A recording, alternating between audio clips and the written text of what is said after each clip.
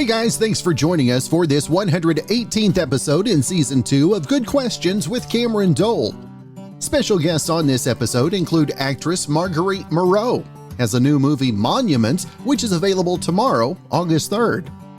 We'll also visit with actor Cody Christian, has a new movie Notorious Nick that will be available this Friday, August 6th. We also visit with actress and author now, Elisa Donovan, has a new memoir available, Wake Me When You Leave. And we'll also visit with country music singer-songwriter Arthur Stulien, has a new single, She'll Be Gone. Of course, if you would, please take the time to subscribe, comment, leave some feedback, check out the shop, and share with your friends. Now, did you have that familiar sinking feeling last night that Monday was right around the corner? Well, a new poll found close to 1 in 4 people feel that way most weeks. 11% of us dread Mondays every single week, and another 12% said more often than not, so that's 23% total. Now, not everyone hates Mondays, though. 26% of Americans say they never have a sinking feeling as their weekend draws to a close. And another 24% don't work or go to school right now, so half of us couldn't care less that it's Monday. Got a brand new movie that's going to be on VOD and digital coming up tomorrow called Monuments. We've got Marguerite Moreau with us today. And first off, Marguerite, appreciate you taking some time to be on the show. I love talking to you. I had a really good time the last time I was in Oklahoma. Now, Marguerite, tell us the indie dramedy is what is described as Monuments. Tell our listeners a little bit about the new movie available tomorrow. Well, it's sort of like a Coen Brothers movie and a Wes Anderson movie had a little baby movie called Monuments because it's wacky and quirky and like this wonderful magical road trip that has a little bit of a tender heartstring pulls. It's a rollicking good time, and in the process, you get to do a little work, maybe processing some of like all this stuff we've been going through with COVID. And for you, was this done pre-COVID or during the pandemic times that you guys worked on it?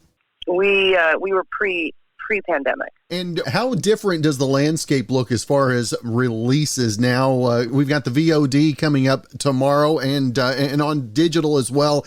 How much different does movie release day look these days? I mean, with streaming, everything is we have a little bit more choice as viewers, which is nice. But we don't get to go to the theater as much yet. And luckily, with holding back some releases due to the pandemic, Monuments was still able to do theatrical a couple months ago before we did our streaming release. So, I feel like this movie actually, it's coming out at a better time because people are going through a lot more.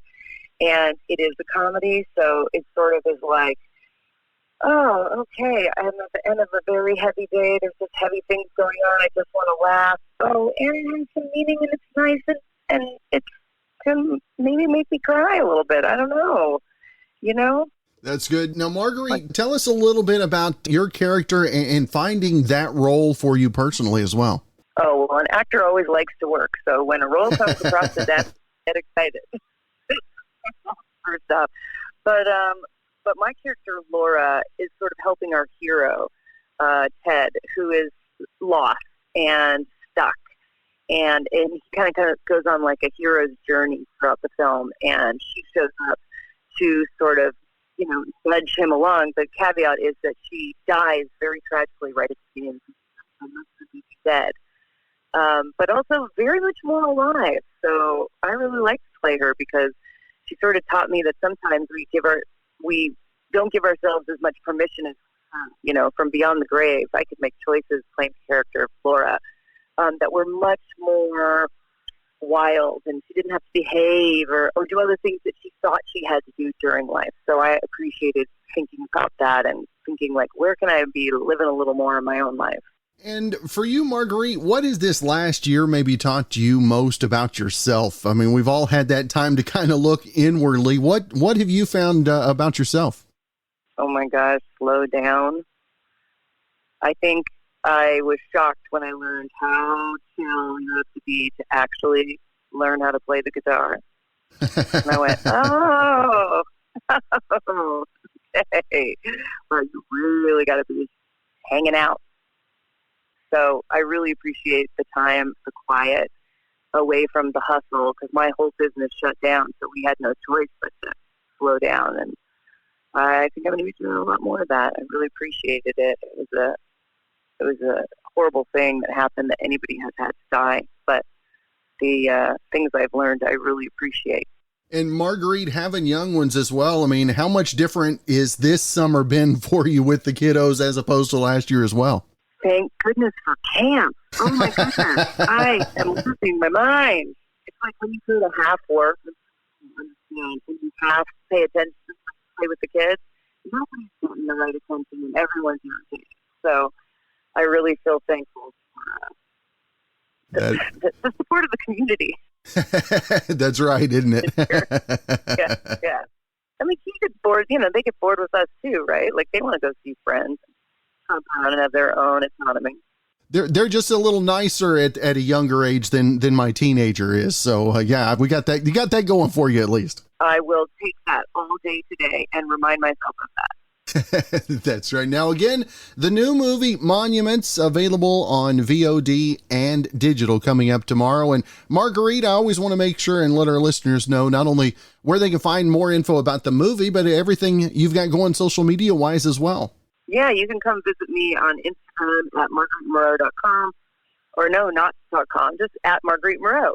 And see the movie, let me know what you think, and all the fun stuff I've been doing throughout my whole 30-year career, and what's coming out next. So thank you for the time and consideration, and good luck in the muggy day today. There you go. Well, Marguerite, it has been great to have the chance to visit with you. Looking forward to checking out Monuments tomorrow, and hopefully we can catch up again real soon. Thanks. Now, you've probably driven through an area that's so dense with fast food joints that there are multiple locations of the same place within a few miles. A new study looked at the regions of the country that have the most fast food establishments per capita, and generally speaking, the South and Middle America have the most, while New England and the West have the least. The state with the most is Alabama. They have 6.3 fast food places per 10,000 residents. Nebraska has the second most, followed by West Virginia, Oklahoma, and Tennessee. Now, the state with the fewest is Vermont, with just 1.9 per 10,000 people. New Jersey had the second fewest, followed by New York, Mississippi, and Connecticut. Subway is the most common, followed by McDonald's, and then Burger King. And according to Gallup, 80% of Americans eat fast food at least once a month. We're going to have a couple of guests talking about this movie coming out this Friday. It's called Notorious Nick. We've got Cody Christian with us. And first off, Cody, I appreciate you taking some time to be on the show. Absolutely. Thank you so much for having me. Now, Cody, folks know you from Pretty Little Liars, Teen Wolf, and all that, but getting geared up for Notorious Nick, I mean, what did your workout regimen have to look like taking on the role of Nick Newell, if you will? I was definitely ramped up. The intensity was there. Definitely started incorporating the training style and elements of, just fighters in general. Started going through different styles of fighting. With Nick, he fights southpaw, so I had to switch up my stance. Learn how to feel comfortable with that. And on top of it as well, physical aspect. For those that don't know, Nick Newell is a fighter, born with a congenital amputation. So he's missing his left arm, essentially. He has up until the left elbow and nothing after that. So incorporating that into the training as well was very important, just to start wrapping my head around and understanding the physical aspect of the storytelling in order to make it truthful and as authentic as possible. And I know that you've had an interest in sports and being athletic as well. Did MMA, was that ever something that was on your radar as well, of interest? It's crazy. Yeah, I've been an MMA fan. I've trained in it in the past, trained heavily in jiu-jitsu, fell in love with it. So I was definitely well-versed. And it's funny, being a fighter, I don't know, I think it might be a common thread, but it was something that I definitely was interested in, wanted to kind of pursue it. At a very, very early age, knew that I wasn't willing to make that commitment. But yeah, to be able to dip my toe into this world, to get in the headspace of a fighter, and kind of learn the ins and outs, it was just really one of a kind experience. Now, what was the biggest challenge taking on the role of Nick? I mean, I'm sure did you have some time with Nick also to kind of pick his brain and learn a little bit more about him on the inside as well? So I never got the opportunity to meet with him in person. I relied heavily on one of our producers named Mark S. Allen. Spent a lot of time with Nick, his family, at his gym in his hometown, probably for about 2 years in the pre-production phase while this, film was, in the process of being made, essentially. So I relied very heavily on his information, any questions that I had about Nick, his life, his journey, his thoughts. I kind of relied very heavily on our producer that was there and lucky enough to kind of soak up all this information. Now, Cody, what was the hardest part of the role for you to take on? What was the trickiest part of the role, if you will? There were a couple elements. I think the biggest thing for me and the most important, right, was being as truthful as I could, right, to Nick's story. One of my main priorities was making a film that he was going to be proud to watch and to share with his family and his friends. So that was priority number one for me. Also, the disability is a huge thing, and having the opportunity to portray, a character with a disability, I kind of understood the weight and the magnitude of that and the community that would be watching it. So I really, again, just kind of put all my effort, focus, energy into, making it get as real as possible. There's a lot of people that I think could benefit from watching this film, with disabilities, without, it's an inspiring story to begin with. So that was really important for me, just thinking about the audience and how they were going to consume this film and the message. And Cody, as you take on a role, how long does it take after the shooting is done for you to actually step out of the skin of that character? Or did you like carrying the role of Nick as you went out in public? Was that a kind of a cool thing for you as well? So what I used to do actually is, while I was filming and leading up to the film, I pretty much removed my left arm with everything that I was doing. So I'd wear long sleeves and I'd wear big baggy hoodies and I'd tuck my arm into the hoodie, tie a knot, and I'd pretty much just go throughout my day, and learn how to overcome the simplest things, with one arm. And that's, I think, an interesting concept that I had to learn, was that, for someone like Nick, who was born with the disability, he has nothing to compare it to. So the way we perceive it as, is it's a challenge, and it's difficult for him to do the things that, are considered normal for us, or maybe something that we take for granted. But to him, it's no different. It's the norm. He's not, he's just doing something different than how we do it, but he's more than capable of doing everything that we can do. So that was something that I kind of, learned throughout the process. Is it's more about us putting limitations, our perception of what those that are disabled can and cannot do. And we have, I think, a bad tendency and a bad habit to put these limitations on those that are considered disabled, not fully understanding that they're more than capable of doing anything and everything that we are. You talk about the cast that you work with. I mean, working with Barry, Kevin, and Elizabeth in the cast as well. I mean, how much did you learn working alongside of the cast members, and how cool is it to work alongside with those guys as well? I mean, I got a plethora of knowledge and experience. When these guys step on set, they're veterans. They've been doing this. They've been doing this for longer than I've been alive. So just to be able to work alongside that, to, go head to head, toe to toe, with these veterans, it really just, one, it inspired me. And two, I think it brought the best, performance, because, they bring it. So you kind of have no choice but to step up and to, match them and play off their performance. So, such an incredible experience. And quite honestly, I'm honored to have been able to share the screen with them. And again, the new movie coming out, it is available in select theaters on demand and digital this Friday. It is Notorious Nick. And Cody, I want to make sure and let our listeners know if they have any questions about the film or anything you've got going social media wise as well, where's the best place to find it?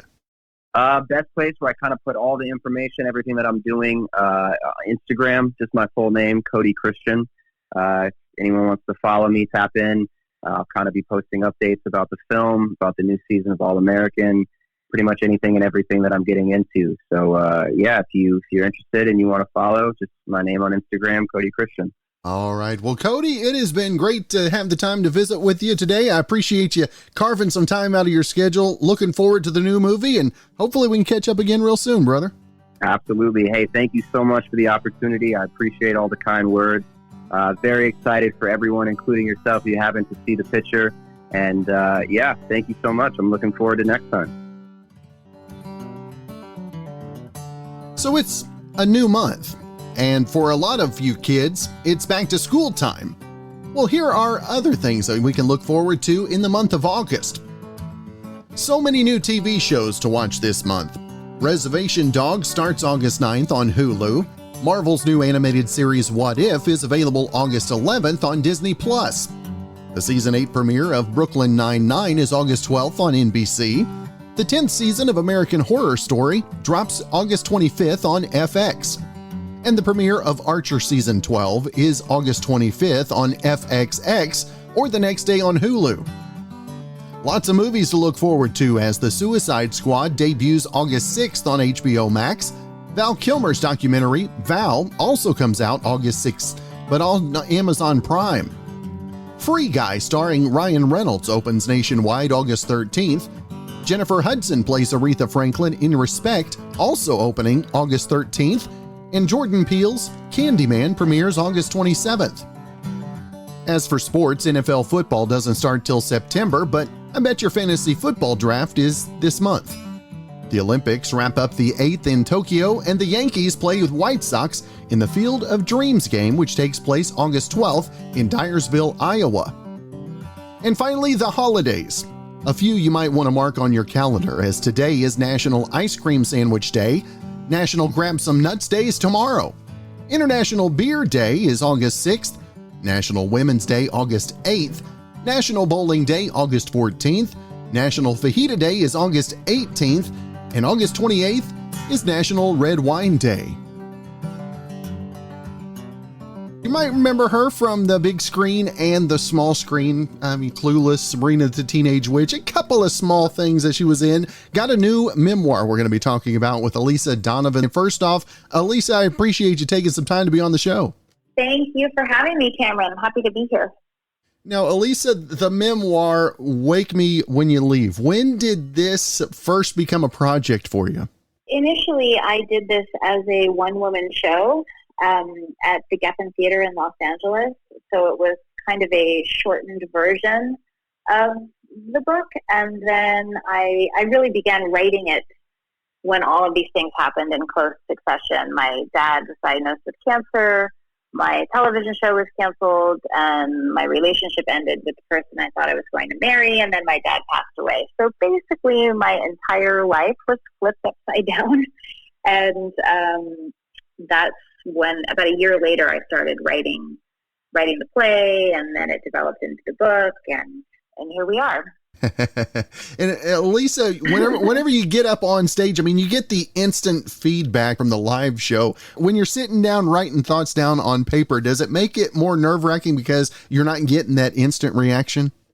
Oh, for sure. I mean, it's such a different process. And, throughout the whole revision process for the book, sometimes I would look back at things I had written initially and think, I still love that. This is great. And sometimes I would look back and think, oh, we're just going to need some work right there. So, that's what a great editor is for. And I had a phenomenal editor who was so really attuned to the book and the message and the language that I was speaking. And she was really, really helpful in giving me that feedback of saying, this part's wonderful, beautiful, don't change it. And this part, we need a little more here, a little less there. So it's kind of a different form of feedback, and it's not immediate. Now, how is the difference in feedback between, say, director and editor? I mean, which one is easier to take the feedback from? That's interesting. Well, I think as actors, it's vital that we don't take things personally when a director is giving us direction. But it's hard sometimes. But with the book, I felt initially equally as kind of protective of it. But I really knew that my editor in particular that she really believed in the book, and her first notes were I agreed with, and I felt like she had the same vision that I did for it. So it was helpful to me, I will say. But I think that's also when you have the luxury of a little bit of time passing. If I had written this book right after everything happened, I think I'd be a little more precious with it, and it might be a little tougher to take feedback. Right. But really, it's vital. It's important. It's really vital to have outside ears and eyes. And the writing process, what was the hardest part of it? Did you find any cures for writer's block in the process? Oh, that is such a tricky one. It's like you can't give it too much weight when you're feeling like you're blocked, but at the same time, you gotta move through it. So it's this kind of little dance of not psyching yourself out. Really, what I ultimately found is that just some people feel that they just have to sit in front of the computer or their paper, or however they do it, and just spend a certain amount of time. That was sometimes helpful, regardless of what you get down on the page. But that was somewhat helpful to me at times. But really, it was more that I had to be clear about what the story was that I was trying to tell. And so for me, it was more about being willing to be honest about what I had gone through, even if it wasn't pretty, even if it was icky. And that's really the thing. So kind of taking away those censors, because I often felt like in the case of this book that it was, if I felt blocked, it was because I just didn't really want to quite tell the truth. Like maybe I would like it to be a little bit rosier than it was, But then the real, what people connect to, and I think what moves people is when we are truthful in those moments, because those are the things that we feel like we're never going to get through. I remember feeling like this is so difficult and so dark that if I acknowledge it too much, I'll just simply never recover. And the irony is that I learned that you actually have to go through the dark bits in order to heal and recover and come to the other side. So I feel that it's a really hopeful book, and it's optimistic, and so I hope that people can use it as that kind of a tool. And also humor. Humor is such a huge part of for me and my family of just being able to acknowledge that any kind of challenge and grief and death, these things are difficult and ugly and complex, but they're also funny. I mean, some very funny, weird things happen, and it's kind of, you just get the full spectrum of life, That is right. And again, the book, Wake Me When You Leave. Elisa, what's it like whenever you started getting feedback from friends, colleagues, and others as well with the feedback from the book? What was that like for you personally? Oh my gosh. It has been, I don't even know if I can articulate how wonderful it has felt, because at a certain point you forget, people are going to read this, because the process of getting the deal and work with the publisher and revisions and doing the editor and all these other, then post that, the administrative things. And so to now have people giving me their feedback, it's so fulfilling and it's so rewarding, and it feels amazing, because my biggest goal in writing this was that I wanted to help people and give people a sense of support and hope. And that is absolutely what people have told me, strangers and friends and colleagues, and it's been wonderful. Every day someone will tell me, I couldn't put your book down. I read the whole thing in a day. Just this morning, I got a text from a friend who said, oh my gosh, I couldn't put it down. This is so beautiful. And I just think, yay, it makes me feel so good. And especially, of course, when it's someone I don't know. That's particularly fulfilling to me, because they don't have any vested interest in making me feel good, So it's really nice. That's right. Again, the memoir, Wake Me When You Leave, is available now. And Elisa, I want to make sure and let our listeners know not only where they can find if they have any questions about the book, but also anything you've got going social media wise as well. Yes. So my Instagram is at Red Donovan with the little blue verified check, and Twitter is the same at Red Donovan, and Facebook is Elisa Donovan, also with the little blue check. And the book is available anywhere you buy books. You can get it at your local bookstore, at Amazon, at Barnes & Noble. Goodreads has a good, bunch of links of where you can get it. And also on my website, which is elisa-donovan.com.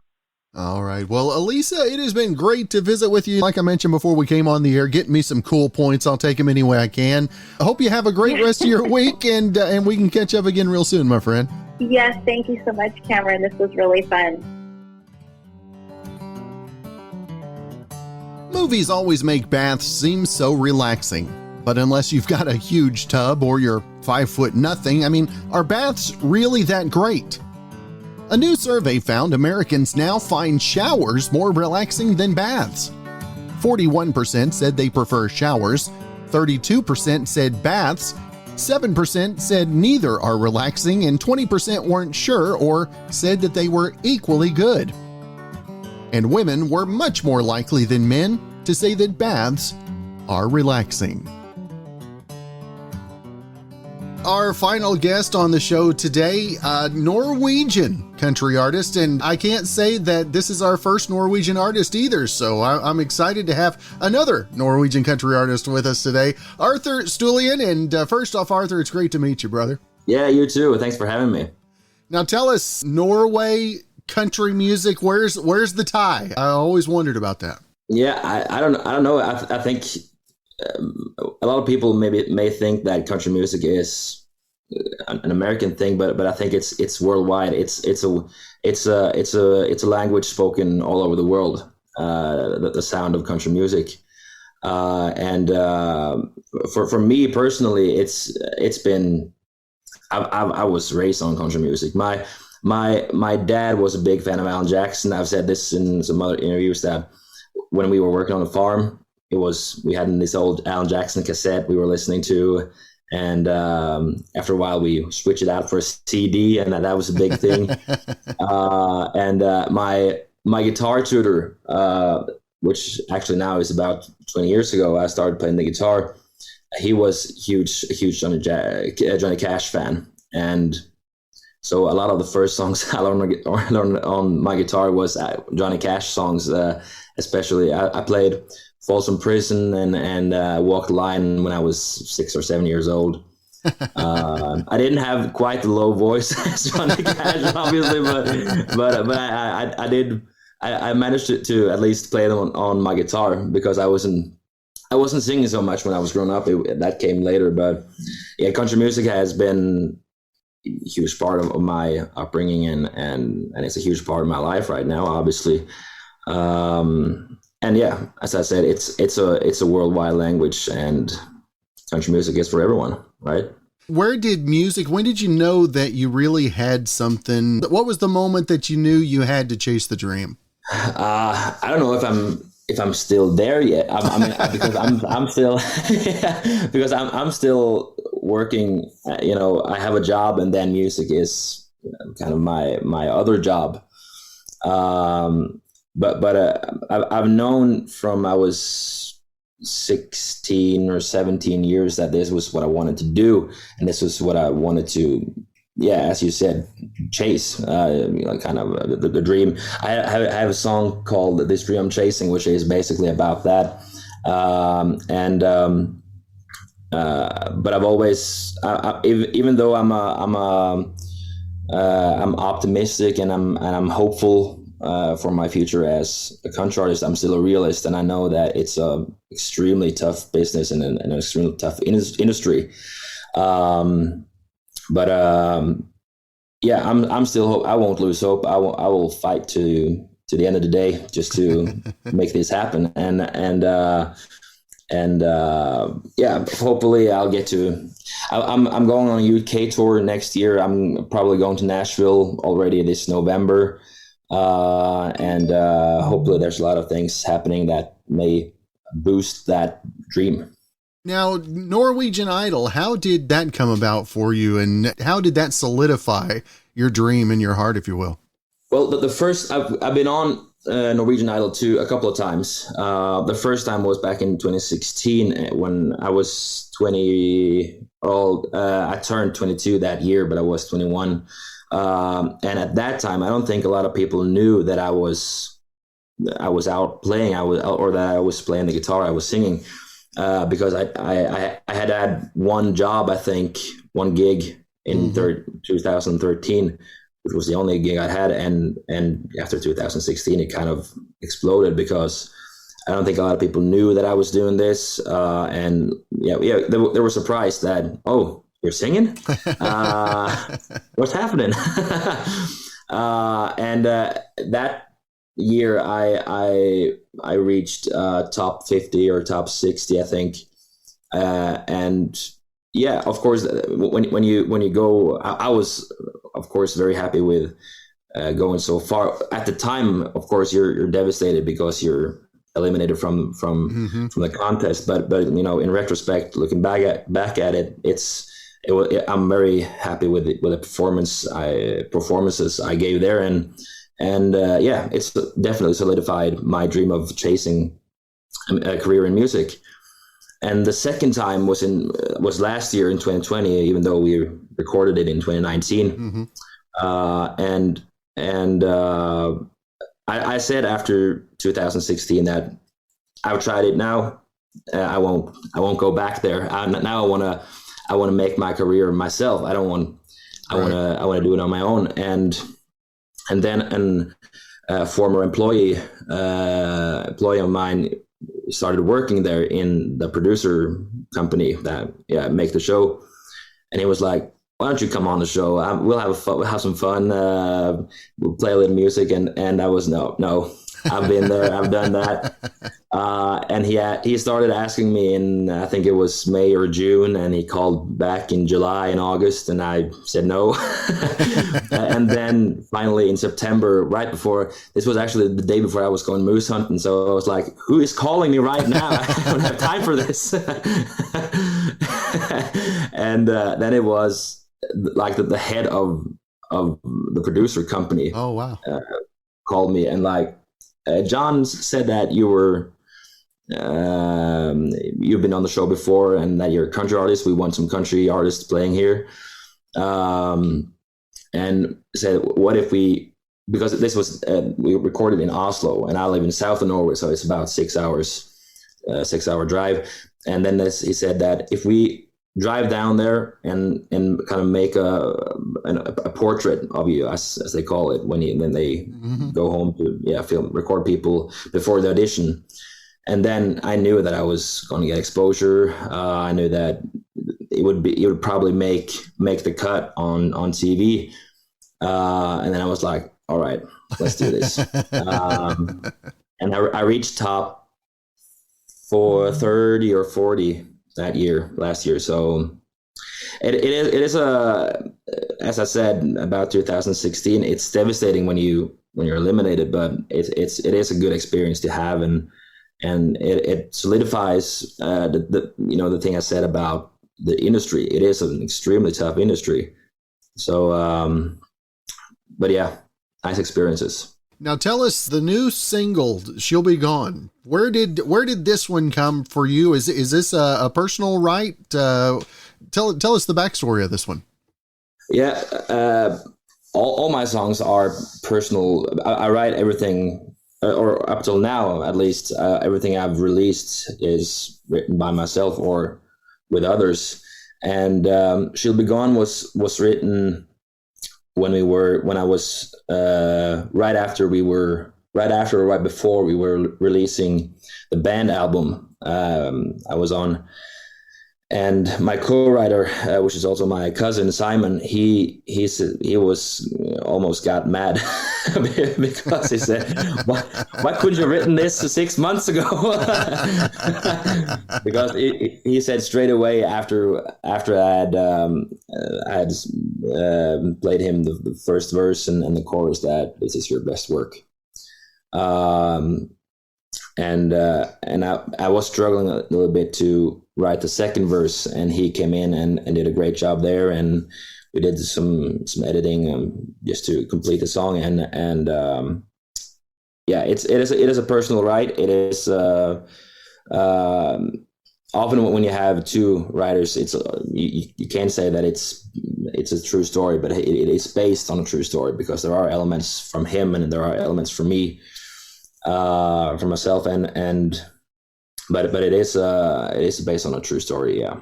Now, I know you got your guitar there with you. I love to see and hear people play. I didn't know, is that the single? Is that what you were going to play for us today? Yeah, I would. Jamie told me to get ready to play something, and so I was. Yeah, I can play If She'll Be Gone if you like. It is. It is also one of my favorite songs from the album, which is why we did two versions of it. The radio edit is obviously meant for radio because of the time length, and the extended version is just the kind of the way I wanted it just to be, without any limitations.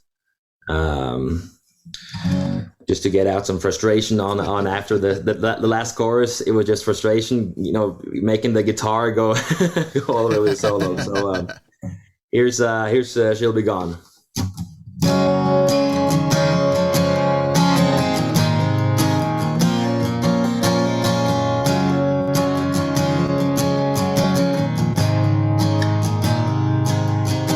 Start with not listening, even about the little things. Then you stop caring about what she tells you about her day. Take her for granted along the time you share. Between what she does and what you miss, you'll wind up somewhere about here. And she'll be gone, she'll be long gone. You'll be standing alone. You're gonna be devastated thinking about how to get her back, thinking what you wouldn't give for one last chance, while you're wishing you were in on your own. She'd already be long, long gone.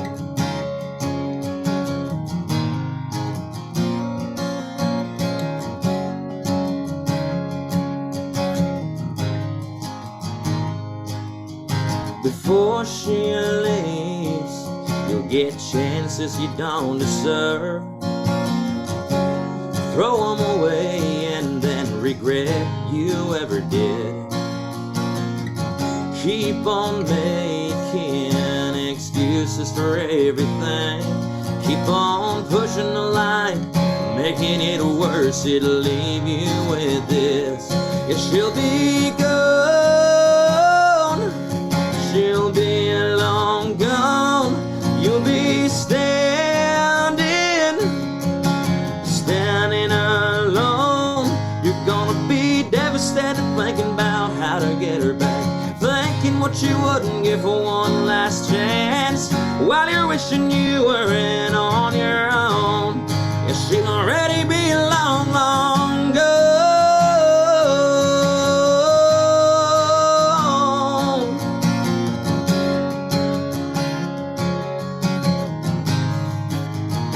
Yeah, you're gonna be devastated thinking about how to get her back, thinking what you wouldn't give for one last chance, while you're wishing you were in on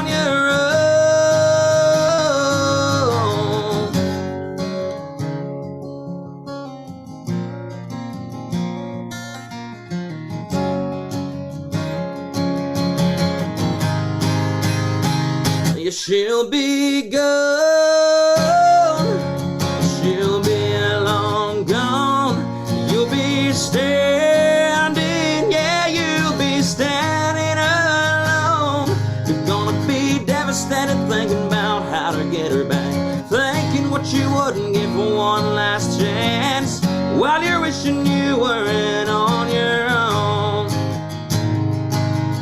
Standing there left behind all alone. She'll already be long, long gone. That's good stuff, brother. Thank you.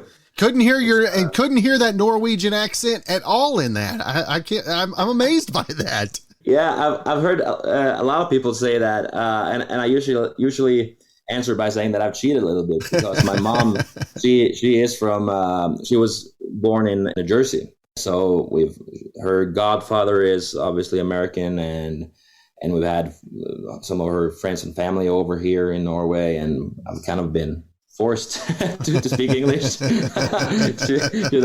just to make conversation. So, and here in Norway, not just at my education program, but at a lot of educational programs, all of the education is in English. So a lot of our presentations have to be in English, because the what's it called? Not teacher. The teacher, call it that, is maybe American or English or from Bangladesh or somewhere around the world, where we kind of have to make conversation or communicate in English.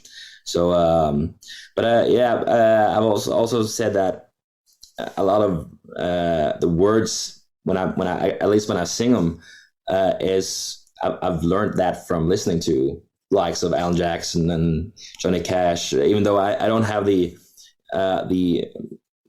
sound, H sound after W says Johnny Cash when those kind of sounds, but I'm a huge fan of Blake Shelton, so there was a time where I was almost impersonating him in the way he was singing. So I learned a lot of English just listening to country music. This last year, I know it's affected the whole world. COVID, the pandemic has. And for you, musically, what has been the thing that you've really focused on extra this past year, if you will? In the beginning of 2020, I started planning this album, and the album was supposed to be released the fall of 2020. But obviously that couldn't happen because of the pandemic. We had a lot of we had to postpone the production of the album. So in a way, I'm kind of thankful for that we did that, because I don't think the result would have been as good as it got, and I don't think I would have been as happy with it as I am with the album we actually released. And a lot of credit should go to my producer, Vidal, as well, because he did a phenomenal job on that album. But this last year, you had to focus a lot of, I think, many artists have kind of been, what's it called? It's been more social media activity from a lot of artists, because you're either at home or the nights you were supposed to play out, you can't. Right. So you're home, and maybe you're recording a video to post the next day, or maybe you're doing a live stream with where people actually can pay to see you play.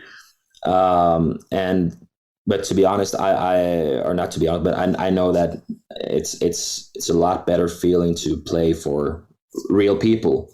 I had a job this Saturday in not too far away from my hometown, and it was 200 people just going crazy, and it was it was such a good feeling just to play. I had a full band with me. It was just awesome, man. It was. I've had one job before that with a full band, that too, it was amazing to get out again and play for people live, and yeah, it was great. So with the single out there and the new music, folks giving you feedback as well, how have the goals changed for the rest of this year and then moving into 2022 as well? Here in Norway, it is. It sounds cruel, almost cruel to say, but we're not very good at taking care of our own artists. So the thing is, for a Norwegian artist to become bigger in Norway, you have to become bigger outside of Norway. So yeah, as I told you earlier, we're going on tour in the UK next June. And for me, I've never been to Nashville, and possibly I'm traveling over this November. I'm hoping to, at least by October I'll be full vaccinated, so everything's clear there. Hopefully there's the virus doesn't kind of go back again, and my goals now is to get to Nashville, is to kind of build a bigger brand for myself, Arthur Stulien, to build a bigger brand of that character outside of Norway, and then hopefully get bigger in Norway, hopefully get to do this for a living, which obviously every artist wants to do when you're releasing music and when you're having gigs. This is what you want to do full time, and yeah, that is my goal. There you go. Well, Arthur, if folks want to find more info about the album, about upcoming music, social media, all that, where's the best place for the listeners to go? Facebook and Instagram would be a good place to start. I am on probably every social media. I am on TikTok and Twitter. I noticed that you followed me on Twitter earlier today. Unfortunately, I'm not that active on Twitter. But I am almost posting daily on Facebook and Instagram. And I have a website, arthurstulien.com, where you can buy the album in CD if you're still one of those who wants the traditional album on CDs. And I have T-shirts and yeah, some merch if you want some. You can find me everywhere. Hopefully soon you'll find me in Nashville as well. There you go. Well, Arthur, man, it has been great to have the chance to visit with you today, brother. There's lots of miles between us, but look forward to one day seeing you face to face. Yeah, I hope so. Maybe I have to take a trip to Oklahoma as well. We can go meet Blake together. Yeah. That would be awesome, man. Yeah, thanks for having me, by the way. Hey, thanks again for joining us for this 118th episode in Season 2 of Good Questions with Cameron Dole. If you ever have a comment, question, anything else you'd like to know, you can hit me up on the contact page at gqwithcam.com. You can also find me on Instagram, Twitter, TikTok, and Facebook at gqwithcam. If you'd like to help out in the funding for this podcast, visit our merch store where we've got hoodies, shirts, tumblers, mugs, stickers, and more, gqwithcam.com/shop. You can also give a one-time donation at buymeacoffee.com/gqwithcam. And if you do have a special guest idea, email me gqwithcam@gmail.com. Well, thanks again to our good friend Brandon Allen coming up with our theme music. We're going to let him play us out and hope you guys have a great rest of your Monday.